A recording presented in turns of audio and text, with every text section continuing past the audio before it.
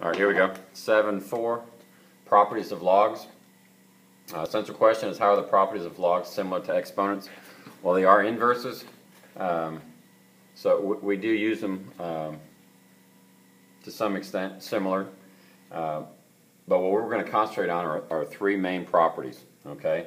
And that's the product property, the quotient property, and the power property. All right, remember product, we think of multiplication, okay?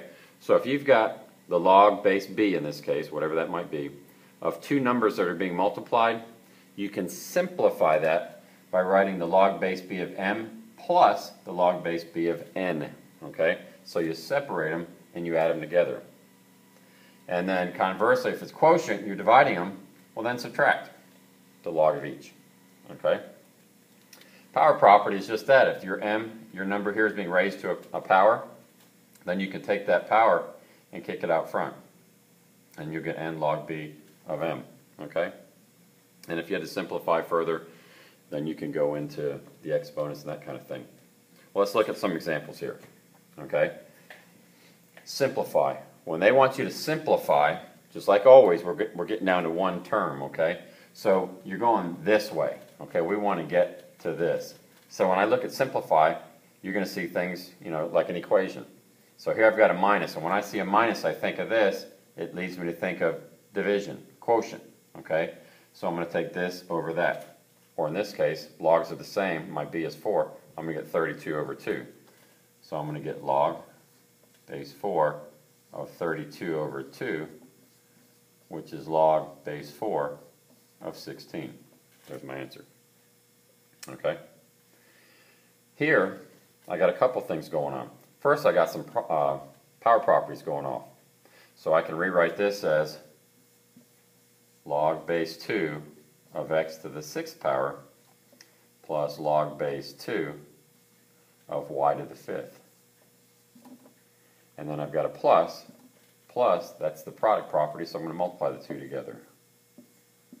Log base 2 of x to the 6th, y to the 5th. Boom. Okay, so I've simplified it down to, quote, one term. All right?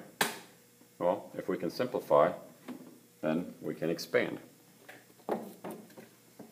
So now I want to take this and write it out. So first thing I see here is I've got a quotient. I'm dividing here, so I'm going to minus them. Log. Now you'll notice here on our log, there's no base here. There's a 10 there. We just don't write it. Okay, like there's a 1 out in front of x. We don't write it. That's base 10. Okay, that's the same as your calculators, base 10. So I get log of 4x minus log of y. But I'm not done yet, because I've got multiplication right here, 4 times x. So I can expand that with a plus. So this is going to be log 4 plus log of x minus log of y. Okay? That's fully expanded. Nothing else I can do to that.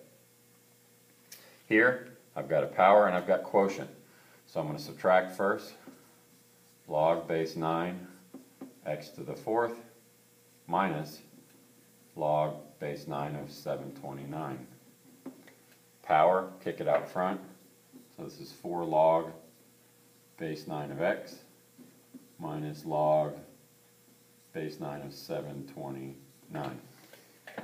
Okay? That's expanded all the way out there. We took care of the three things: the quotient, the product of quotient, and the power property. Okay? Last thing, change of base formula. Okay? Here it is right here. You know, we talked about at the beginning here with logs that we said, okay, it was in the last section. We used the logs to find that exponent on that, you know, that 8 to what power equals 32. Okay? You just, it's not an even. 8 doesn't go into 32, you know, exponential equal, because 8 times 1 was 8. 8 to the 2nd power is 64. So what 8 to what power gives you 32? And we found that it was 5/3. Well, you can do it with your calculator also. Okay, if you get something like this, you know, this would rewrite as 81 to what power equals 27. Well, it's pretty obvious that you know, x to the 0 power is 1, just like anything else, and 81 to the 0 power is 1, and 81 to the first power is 81. So that's got to be a fraction between 0 and 1. Okay? I can put them in base 3s. You know, that's 3 to the 4th power, that's 3 to the 3rd power, and I can set them equal and solve for x like we did in the last section. Or with change of base, this right here says if I take the log of the number here, m, and divide it by the log of the base, now we're in base 10, okay, I can do that on my calculator. Okay, I can plug in the log of that, divide it by the log of that, and it'll give me a number. So I can solve this like I did last time.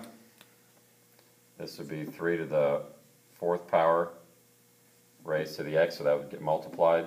This is 3 to the 3rd power. I can set 4x equal to 3, and I get x equals 3/4, which is 0.75. Or I can just take the log base 10 of 27 divided by the log base 10 of 81, and I get 0.75 on my calculator. Okay, same answer. Okay, different way of doing it. All right, so those are some properties of logs. We're going to look at an application of that tomorrow. We'll get after it then. See you.